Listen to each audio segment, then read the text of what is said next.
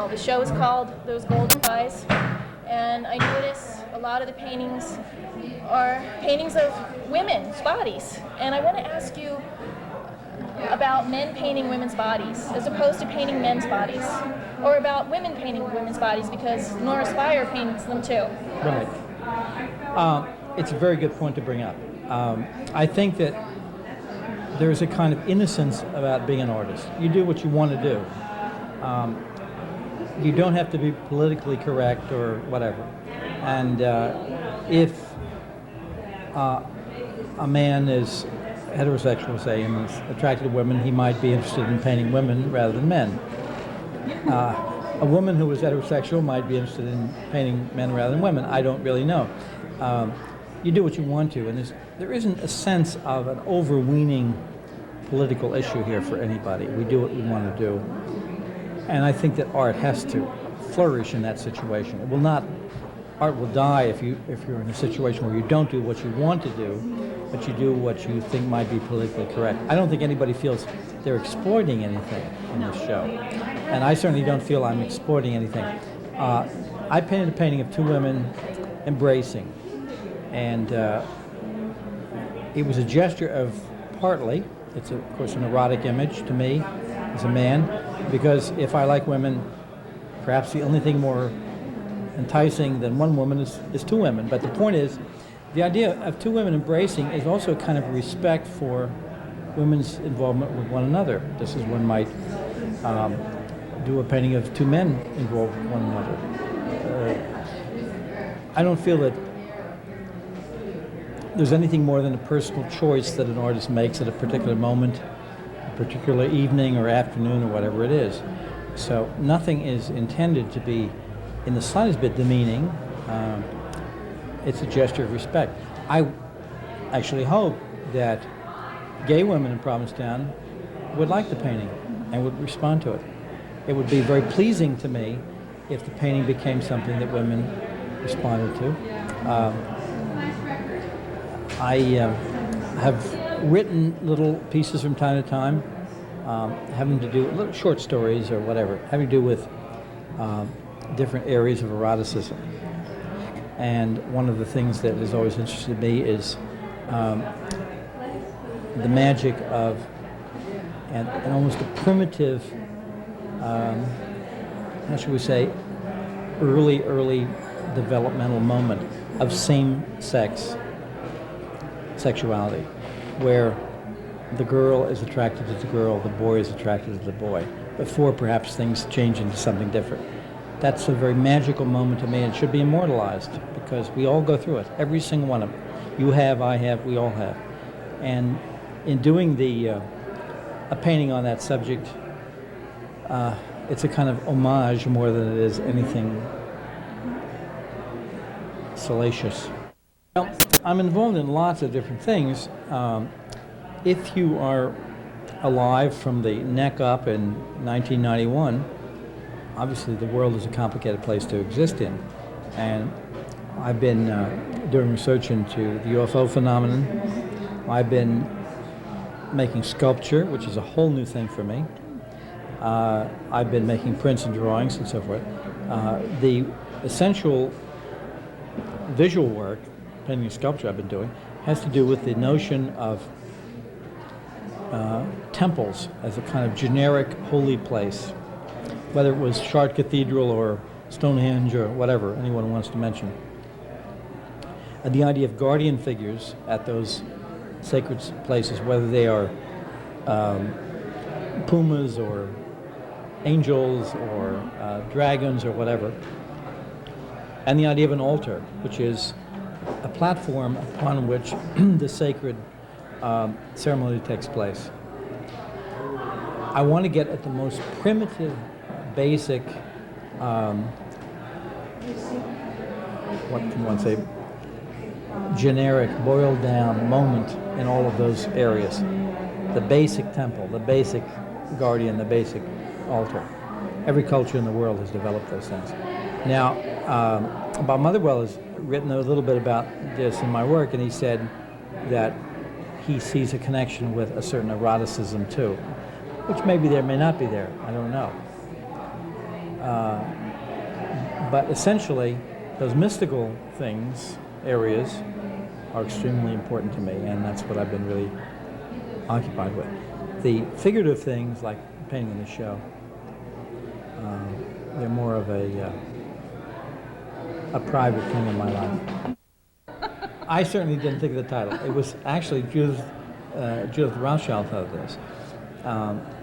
Judith is a great fan of James Joyce, and evidently there's a song quoted in Ulysses, which I don't remember, but it has to do with those lovely bathing girls or whatever. And that was Judith's idea for the show. I've suggested lots of titles for shows. We've had a lot of shows, a show called Sensibilities, which I suggested, a number of other shows. We all come up with ideas. One of the most interesting things about this gallery, and it's extremely important, is that in the basic museum gallery situation, a curator, an art historian, museum director says, we will have a show of X, Y, and Z, and we will select this and that. And we will make this particular point. The curator has an idea that there's a certain connection between two different things. Let's say Moby Dick and certain kinds of painters in the late 19th century or whatnot. And so he or she will establish a show putting those things together. We're all used to that. But this is something we do ourselves.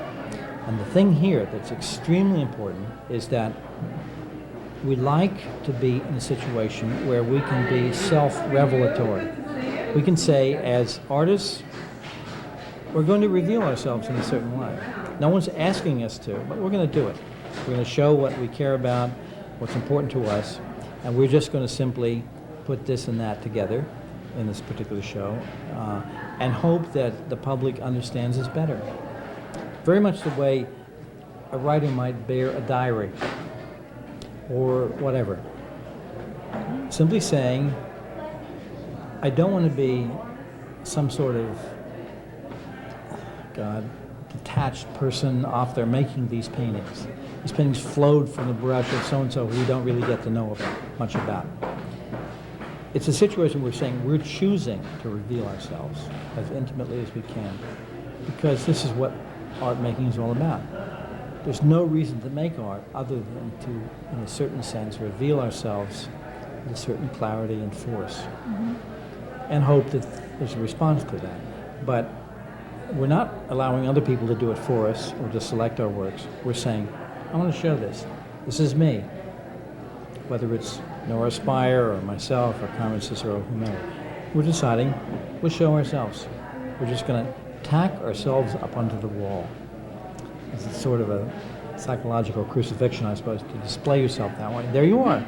People go in and say, that's very shallow, that's very crummy, that's very self-aggrandizing, maudlin, that's very terrific, that's very moving, that's very profound, and that's very human, or whatever, any of those things. But there we are, hanging on the wall for anyone to see. And I think that that's been one of the most important functions of this gallery, has been that sense of self-revelation. That little painting that I did, two women embracing, was something that I did for myself, which is in my bedroom, which I enjoyed. And I decided I'll show that painting. There's a certain kind of eroticism, a certain respect of women as women, and women in relation to other women that's important to me. And I'm just going to show that. I did that painting. This is part of my life. I'm not trying to hide pieces of my life. I want my life as open as, obviously we hide certain things, I suppose, but the point is, you want your life as open as you can make it, and that's what I decided to do. And I think that throughout the gallery's history, the 15 years, one of the things we've done over and over again is exactly that. We have tried to show ourselves without trying to make any great claims. We've allowed ourselves to be seen, warts and all, so to speak. The point is that everything that happens in a person's life, you meet a new person who's important to you, a new lover, you have a child, you move, you have a bigger studio with a higher ceiling, whatever. There is no doubt that all of those facts, trivial, major, whatever, affect your life. They change your work. So they come out in your work. They come out in the work whether you pretend they don't or whether you claim they do. They do come out in your work. So without trying to make any demurs or claims. Everything's happened to me has come out in my work. What's really funny is that, I have people in the art world who don't know I have anything to do with UFOs, and people in the UFO world who don't know that I paint and make sculpture. The world is a complicated world. None of us are, if we have any kind of mind going for us, we're not simple. We have a lot of things which we live with and through, which are maybe contradictory or certainly complex. And I don't feel that anything that I'm doing is simple and non-complex. And I'm not proud of it, I'm not apologetic either. The UFO subject, which I got into because I had a UFO sighting up here from where we're sitting at this very moment as we talk, about 2 miles away in the daytime, that changed my life in 1964 because I realized that there was something up there that's going on, and I knew at that point this is either some kind of extraordinarily strange, inexplicable thing involving the government or psychology or something, or it is the biggest story in all of human history. Now, if you even suspect that it may be the biggest story in all human history, you cannot leave it alone. You would be a coward or a dope to leave it alone. I didn't leave it alone because I'm not a coward, I'm not a dope. But the point is, at this time in my life, I've long since lost the luxury of disbelief, which is very sad. It's impossible for me now to look at this and say, it didn't happen, or it's this or it's that. It's going on. To be locked into what seems to be, as far as I'm concerned, the central event in all of human history is both extremely terrifying and extremely privileged. And I float in that strange world. I spend my time working with people, trying to help them through their experiences, doing hypnosis, doing a kind of a de facto therapy. I have, and this is worldwide, it's an extremely complex thing. I'm still making my paintings. Today I stretched a wonderful 52 by 85 inch canvas, which I'm about to start on tomorrow. I make sculpture, I live my life. I've been writing poetry lately. In a certain sense, my life is fuller and richer and more complicated than it ever was before that. But there's no way I can't drop myself out of the picture. I can't drop my love of painting and my sculpture and everything else out. I can't drop my wife and daughter out. And yet the UFO thing is very compelling. So one manages to patch things together as best one can. But this subject is, without any doubt, the most important thing that has yet happened in human history. To be in the backwash of that is to be nowhere. And to be able to study it and look at it is to be able to, in a certain sense, to tread water, to keep alive. Well, I feel, we're talking about the celebration of our time here, and also the magazine article, which is fantastic, and I think it's a feeling that we all have done something very important. And one of the things we wanted to do with this gallery was to bring art back to Provincetown at a time in the middle 70s when it was a very, very sort of dead situation. There were very few galleries in town, and everybody sort of thought, well, art has gone out of Provincetown in a way.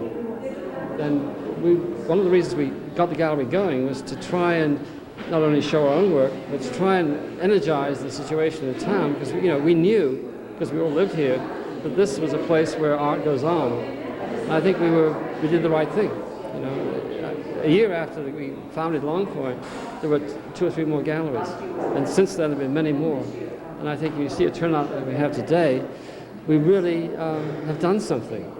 Not just a place where we show our work, but a place where we've made Provincetown a more interesting place, and a place where art is the most important thing.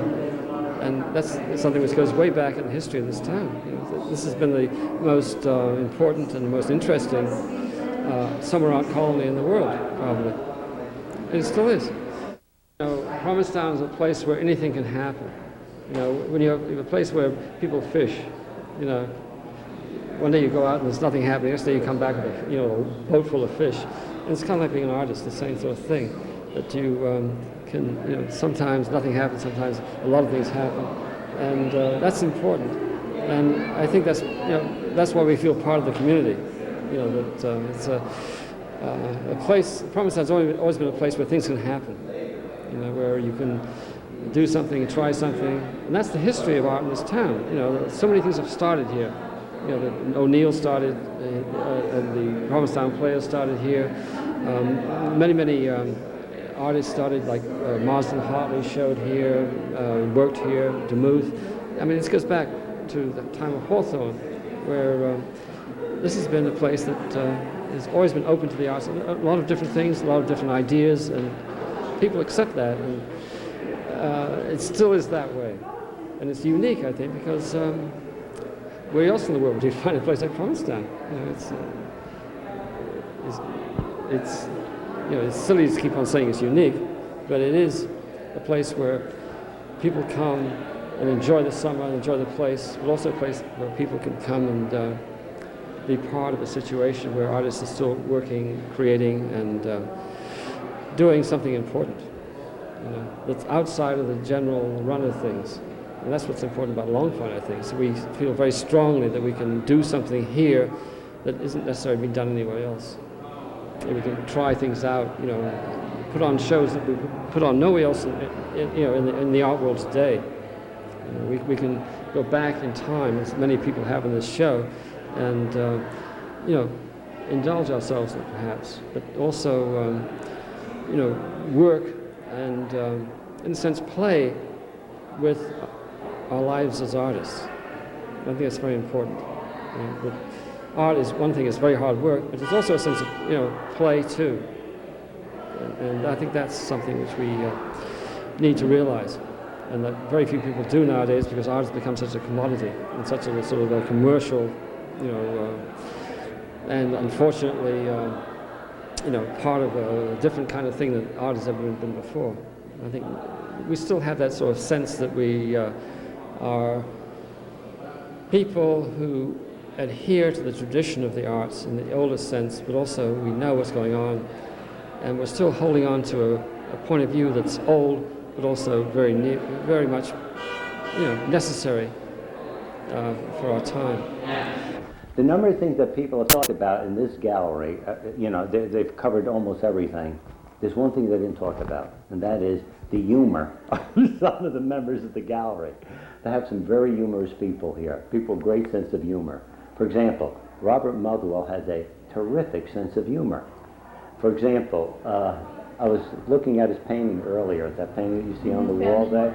So I said, Bob, that's an awful sensual painting. He said, yeah, I painted it with my fingers. And I remember another comment. We were talking together years ago, and I said, Bob, a friend of mine converted to the Muslim religion, and he said, in the Muslim religion, when a man goes to heaven, he's surrounded by beautiful women. Bob said, I think I'll change religions. Of course, Bugsy, Bogosian, he's a riot. He's funny, he has a lot of charm and wit, and let me see, what a good anecdote. Oh yes, Bugsy, we made a poster once, and a work was contributed by each artist on this poster. So Bugsy decided to make a work of art from the poster, and his work of art consisted of cutting out everybody else's reproduction except his own. And that was his work of art. And Bud loves to tell jokes. Bud Hopkins, he is a great joke teller, and he's very funny. Leo Manzo is another great joke teller. Some of his jokes are a little long, but they are nonetheless funny. Who else is funny? Bugsy. Of course, Nora, of course, has a natural sense of humor. I mean, she laughs very easily. Who are some of the other members? I can get funny now and then. I can get, when I'm in the right mood and I'm feeling good, I can get kind of funny, and I like to tell jokes. I hate to say it, but they're really a bunch of quite remarkable human beings. They're extraordinarily intelligent. They're, for the most part, well-read. They have good humor, as I just said. They're, most of them have other interests besides art, that they're very versatile and very well informed. Of course, Joby with his cooking, and Bob, of course, is a kind of scholar. And you're a musician. And I'm a musician, and Bud is involved with the people from out there. And I'm looking at the photograph to see other people. Yeah, Judith Rothschild. Judith is, I love to talk to Judith about books and music. She loves music, and she loves books, and we talk about great pianists. I'm a musician, so I love to talk about music. I like Judith very, very much. I mean, she can be, have you heard the term funky, down home, earthy, and very, because on the one hand, she's very astute and very intelligent, refined in her manner, but on the other, there's another side to her personality, which is together make a very charming woman. As Paul Resica said, she's one hell of a gal, and she really is. And I love Nora. I think she's just terrific. We have two wonderful gals in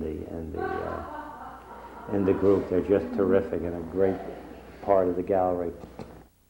Well, when you work as I do, which is to deal with, when you work with the figure, you're working with aesthetic problems, which means light, color, composition, light and dark, and so forth and so on. Plus, you're dealing with content, another kind of content, which is image.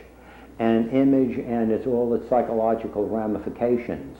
And when you're dealing with psychological ramifications and aesthetic aspects in a picture, it becomes very complicated. The way you try to get something in the work that brings forth both the aesthetic and the psychological drama, get both of these things in phase. That's a musical high-fidelity term. When speakers are operating properly together, they're in phase, meaning they move back and forth simultaneously. Well, to get in phase both the imagery, the mood produced from the aesthetic aspects, meaning the color, line, form, and so forth, the drama, all of these aspects together is not simple. And I think, I started out as an abstract painter, and it seems that you're going backwards when you go from abstract to figurative. But I'm totally indifferent to that, so, because 1,000 years from today, no one will know if abstraction came before figurative or vice versa. I really believe that.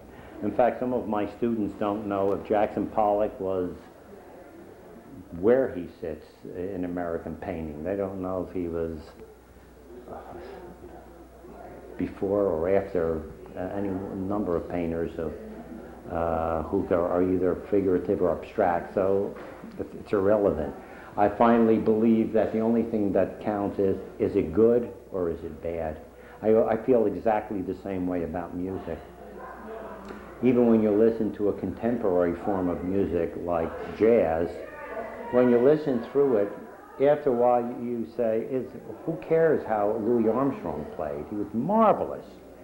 Who cares, I mean, not how he played, rather, what period he was in. Who cares what period Charlie Parker was in? He's marvelous. Who cares where Prez was? He's marvelous. And Wynton Marsalis and Miles Davis and Zoot Sims, all of these people, when you pick them up and you put the record down, the period becomes inconsequential. What becomes significant is you're thrilled. I feel the same way about painting. This is not to take it away from people who discover something new. They deserve every bit of credit that they can get, because it is quite a magnificent achievement to find a new movement, a new way of thinking, and a new way of painting, and so forth and so on. But ultimately, I dare say that most graduate students are not sure if Botticelli came before Da Vinci or if Da Vinci became before Botticelli, or where Carpaccio stands in relation to Da Vinci. I really don't, and to historians it's interesting. And as I said, every one of these innovators deserves credit for being an innovator. But ultimately, what really counts is, are you thrilled by the art?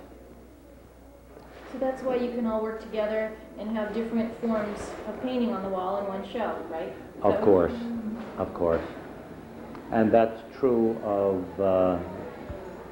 well, sometimes one does feel when someone is, well, when you see a painter and he's really painting in an old-fashioned style, but he's brought nothing whatever new to it, or nothing whatever individual to it, then it's really uninteresting. When all the person has is the influence of a time past, and, well, that's a bore. But when a painter is painting and the style of his work is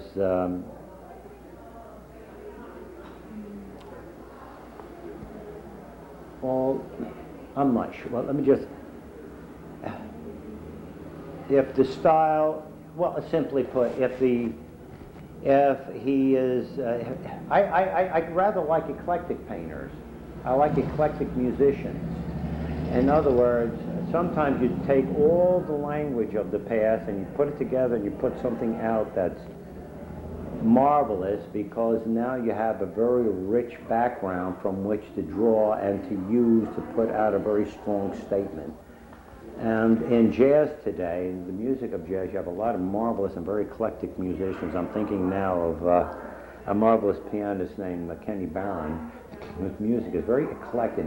Oh, what a powerhouse and what a marvelous experience it is to hear him and all his references to all the history of jazz. It's a very thrilling experience. And so I have nothing whatever against this in painting either. But once again, a man like a Robert Motherwell, who was really one of the fathers of a whole movement in art, this is a very strong and a remarkable achievement. And every credit that's due him he should have. But at the same time, I mean, the painters that I love and enjoy aren't necessarily innovators. They're, as I say, when I look back in the history of painting, I don't know who's an innovator, and I mean, I don't care. I'm totally indifferent to it.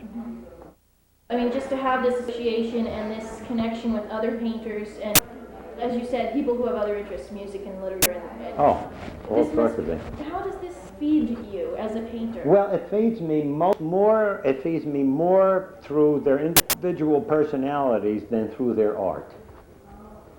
I would say the person I'm least concerned about in regard to whether he likes my work or not would be Motherwell, though he's probably the great painter. Because he was a teacher of mine, and I just feel that I've gone into something which is not relevant to his experience.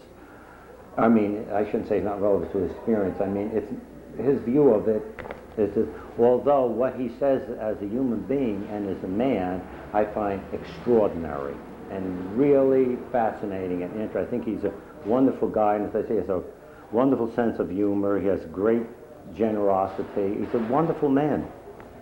He has his temperament. I don't know what living with him will be like. Maybe it's a pain in the neck. But from my experience as an individual dealing with another, it's marvelous. I think it's been, and I should say the same for most of the people in the gallery. I truly, sincerely like every single member of this gallery in 1991.